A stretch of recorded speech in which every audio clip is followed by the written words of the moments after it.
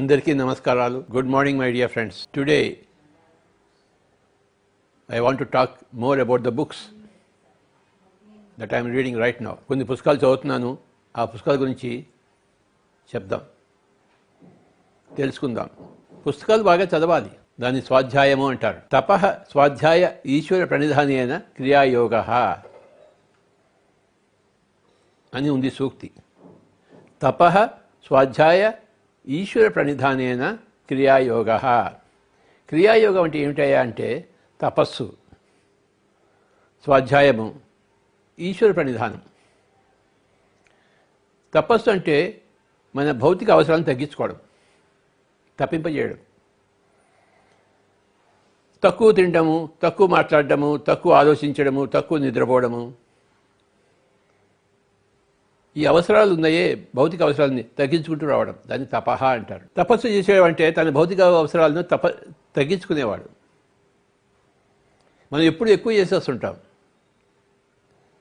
ఎక్కువ తింటుంటాం, ఎక్కువ నిద్రపోతుంటాం, ఎక్కువ మాట్లాడుతుంటాం, ఎక్కువ ఆలోచిస్తుంటాం, ఎక్కువ భవిష్యత్తు గురించి వరి అవుతుంటాం, ఎక్కువ భూతకాలాన్ని నెమరు వేసుకుంటూ ఉంటాం. వీటన్నిటిని తగ్గించడమే తపస్సు. తపః అంటే తప్పింపజేయడము, తక్కువ చేయడము. ఈ భౌతిక శరీరంతో ఏమేమి చేస్తున్నామో వాటన్నిటిని తగ్గించుకుంటూ రావాలి, అది అభ్యాసం చేయాలి. మానవుడు ఎందుకు అనారోగ్యాలు బాధపడుతున్నాడంటే, వ్యాధులు బాధపడుతున్నాడంటే ఎక్కువ చేస్తున్నాడు, ఎక్కువ తింటున్నాడు, ఎక్కువ నిద్రపోతున్నాడు, ఎక్కువ పని చేస్తున్నాడు, విశ్రాంతి తీసుకోవటం లేదు, ఎక్కువ తిరుగుతున్నాడు. కనుకనే లాక్డౌన్ వచ్చింది. అంటే ఇంట్లో కూర్చుని పూర్తిగా మెక్కుతూ ఉండమని కాదు, ఇంట్లో కూర్చుని కాస్త ఉపవాసంతో ఉండమని చెప్పేసి, ఇంట్లో కూర్చుని కాస్త మాట్లాడకుండా ఉండమని చెప్పేసి, ధ్యానాన్ని ఎక్కువ చేయమని చెప్పేసి. తపస్సు అంటే తీవ్రమైన ధ్యానం కూడా తపస్సు అనబడుతుంది. రెండునే తపస్సు యొక్క అర్థాలు. ఒకటేమో భౌతిక అవసరాలను తగ్గించుకోవడము, రెండేమో ధ్యానాన్ని హెచ్చించడము.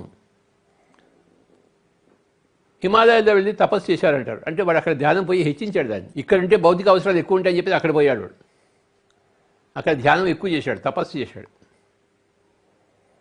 తపోధనులు అయ్యారు. తపః స్వాధ్యాయ ఈశ్వర ప్రణిధానేన క్రియాయోగ. ఏమిటయ్యా క్రియాయోగం అంటే? క్రియ అంటే చేయడం. ఏం చేయాలంటే 3 చేయాలని చెప్పాడు: తపస్సు, స్వాధ్యాయము, సజ్జన సాంగత్యము. తపః స్వాధ్యాయ ఈశ్వర ప్రణిధానం. ఈశ్వర ప్రణిధానం అంటే అందరినీ ఈశ్వరుడుగా చూడడం. అంతా భగవంతమే కదా, సర్వం కల్విదం బ్రహ్మ. ప్రతి దోమ, ప్రతి ఎలుక, ప్రతి పాము, ప్రతి మనిషి, ప్రతి చెట్టు, ప్రతి పొట్ట, ప్రతి రాయి అంతా దైవమే. అన్నిటినీ దైవంగా చూడటమే ఈశ్వర ప్రణిధానము. ఎక్కడైనా దైవమే, ఉన్నదంతా దైవమే. ఈ శరీరం దైవమే, పక్కింటి వాళ్ళు దైవమే, ఎదురింటి వాడు దైవమే, అమెరికాలో ఉన్న వాళ్ళంతా దైవాలే, చైనాలో ఉన్న వాళ్ళంతా దైవాలే. అన్నిటినీ దైవంగా చూడడమే ఈశ్వర ప్రణిధానము. అది అభ్యాసం చేయాలి, అది లక్ష్యంగా పెట్టుకుని, ఈశ్వర ప్రణిధానం లక్ష్యంగా పెట్టుకుని దాన్ని అభ్యాసం చేయాలి. స్వాధ్యాయం పుస్తకాలు చదవాలి, ఆ లక్ష్యంగా పెట్టుకుని దాన్ని అభ్యాసం చేయాలి. తపస్సు భౌతిక అవసరం తగ్గించుకుంటూ ధ్యానం యొక్క అవసరం ఎక్కువ చేస్తుంటే అది తపస్సు అనబడుతుంది. My dear friends, my dear masters, my dear gods, ఈ స్టేట్మెంట్ని ఎప్పుడు గుర్తుంచుకోండి: తపః స్వాధ్యాయ ఈశ్వర ప్రణిధానేన క్రియాయోగ. యోగం అంటే చేయవలసింది, క్రియాయోగం అంటే ఏమిటి చేయాలంటే 3 ఉన్నాయి క్రియలు చేయవలసినవి. ఒకటేమో తపస్సు అనే క్రియ, రెండోదేమో స్వాధ్యాయం అనే క్రియ, ఇంకోటేమో ఈశ్వర ప్రణిధానం అనే క్రియ. ఇకపోతే స్వాధ్యాయానికి వద్దాం. ఈ పుస్తకం చూడండి, words at the threshold, what we say as we are nearing the death, by Lisa Smart. ఇందులో ఎన్నో ఉదాహరణలు ఇవ్వబడ్డాయి. చనిపోతున్న సమయంలో మనుషులు ఏమేం చెప్తారో. ఉదాహరణకి చనిపోతున్నప్పుడు మనుషులు ఏం చెప్తారు: నాకు మా అమ్మ కనబడుతోంది, ఎవరో దేవతలు దిగి వచ్చారు, వాళ్ళు కనబడుతున్నారు నాకు, మిగతా వాళ్ళకి కనపడరు కానీ వాళ్ళకి మాత్రం కనబడుతున్నారు, నన్ను రమ్మంటున్నారు, నేను వెళ్తున్నాను, నా టైం అయిపోయింది అని చెప్తుంటారు. కొన్ని వేల మంది అలా చెప్తున్నారు రైట్ నౌ ఆల్సో. ఇప్పుడు చనిపోతున్న వాళ్ళందరూ కూడాను వాళ్ళకి అవన్నీ కనపడతాయి. వాళ్ళకి చనిపోతున్న వాళ్ళు చనిపోయిన వాళ్ళతో, అక్కడ వెళ్ళిన వాళ్ళతో మాట్లాడుతుంటారు వాళ్ళు. అది సహజం. అది ఈ పుస్తకంలో అలాంటి ఉదాహరణలన్నీ ఉన్నాయి. Words at the threshold, what we say as we're nearing death, by Liza Smart. ప్రతి ఒక్కటి చనిపోతాడు, కానీ చనిపోయేటప్పుడు వాడికి అతీంద్రియ శక్తులు వస్తాయి. మూడో కన్ను తెరుచుకుంటుంది. నా చుట్టూ చాలామంది ఉన్నారు, నన్ను ఆహ్వానిస్తున్నారు అంటాడు వాడు. లేకపోతే తన పక్కింటి వాడికి చెప్తాడు, నా టైం అయిపోయింది, నేను వెళ్తున్నాను, మీరు ఇంకొంచెం జాగ్రత్తగా ఉండండి, ఎక్కువ ధ్యానం చేయండి అని మంచి మంచి మాటలు చెప్తుంటాడు చనిపోయే ముందర. అంతకుముందంతా వాడు అజ్ఞానే, కానీ చనిపోయేటప్పుడు జ్ఞానం అవుతాడు ఆ కొద్ది క్షణాల్లో, ఆ కొద్ది నిమిషాల్లో. అలాంటి ఉదాహరణల్ని తీసుకొచ్చి ఈ పుస్తకం రాశారు లీజా స్మార్ట్ అనే ఆవిడ. ఎంత బాగుందో ఈ పుస్తకం. ఈ పుస్తకం నేను చదువుతున్నాను ఇప్పుడు. ఇంట్లో కూర్చొని ఏం చేస్తాను, చదవాలి కదా. ఇంట్లో లేనప్పుడే నేను చదివాను ఎన్నో పుస్తకాలు, వేల పుస్తకాలు చదివాను. బయట తిరుగుతూనే నా వేల పుస్తకాలు నేను చదివాను. ఇప్పుడు ఇంట్లో కూర్చొని ఇంకెన్ని పుస్తకాలు చదవాలి నేను. ఇంకొక పుస్తకం మొన్న ఋషికేశ్ వెళ్ళినప్పుడు తీసుకున్నాను ఈ పుస్తకాన్ని, మెడిటేషన్ ఇన్ క్రిస్టియానిటీ బై స్వామి రామ, ఇంకా మిగతా కొంతమంది. క్రిస్టియానిటీలో మెడిటేషన్ ఎంత బాగుందో ఈ పుస్తకం. మెడిటేషన్ అనేది అన్ని దేశాల్లోనూ ఉంది, అన్ని మతాల్లోనూ ఉంది, కానీ ఎవడు లోతుల్లోకి వెళ్ళి దాన్ని తవ్వి తీసుకోలేదు. ఈ పుస్తకంలో బాగా తవ్వారు. క్రిస్టియానిటీలో, క్రైస్ట్ టీచింగ్స్లో మెడిటేషన్ ఎంత ఉందని చెప్పేసి. ఉన్నదంతా మెడిటేషనే. ఋషికేశ్వర స్వామి ఆశ్రమానికి మొన్న వెళ్ళినప్పుడు ఈ పుస్తకం తీసుకున్నాను అక్కడ, మెడిటేషన్ ఇన్ క్రిస్టియానిటీ బై స్వామి రామ. ఇంకా కొంతమంది. ఈ పుస్తకం చదవండి, అందరూ తెప్పించుకోండి.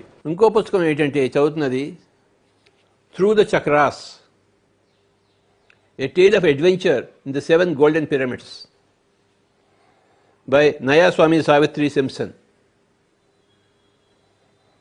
Through the chakras, a tale of adventure in the 7 golden pyramids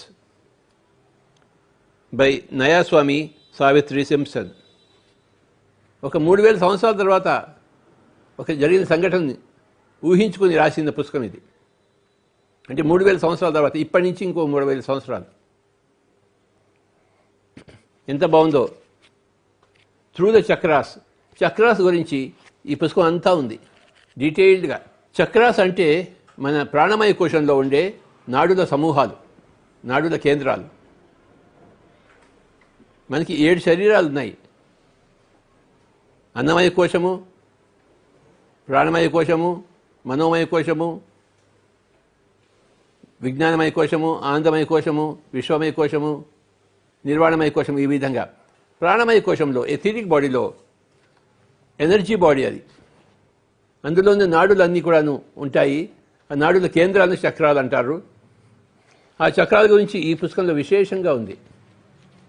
అంతేకాదు, ప్రతి చక్రానికి కూడాను మహాభారతం కూడా కలిపారు. అలాగే పతంజలి అష్టాంగ యోగం కూడా కలిపారు. ఉదాహరణకు కుండలిని శక్తి అంటే ద్రౌపది అని, మూలాధారం అంటే సహదేవుడని, స్వాధిష్టానం అంటే నకులుడని, మణిపూరకం అంటే అర్జునుడని, అనాహతం అంటే భీముడని, విశుద్ధం అంటే యుధిష్ఠిరుడని, ఆజ్ఞాచక్రం అంటే భీష్ముడు మరి కృష్ణుడు అని, ఈ విధంగా అంతా చెప్పబడి ఉంది. మహాభారతాన్ని చక్రాలకి కలిపింది దేవుడే. చాలా చాలా బాగుంది ఈ పుస్తకం. ఎంతో రసవత్తరంగా ఉంది. కథ ఇది ఒక నవల, కానీ ఎంత బాగుందో. మొత్తం ఆధ్యాత్మిక నవల.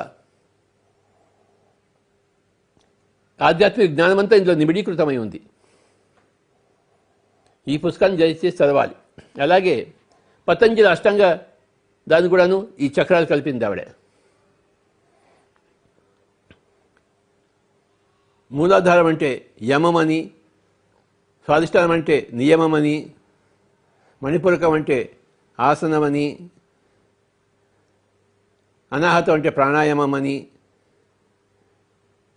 విశుద్ధం అంటే ప్రత్యాహారమని, ఆజ్ఞ అంటే సంయమం అని, అంటే ధారణ, ధ్యాన, సమాధి అని. ఈ విధంగా చక్కగా ఉంది ఈ పుస్తకం.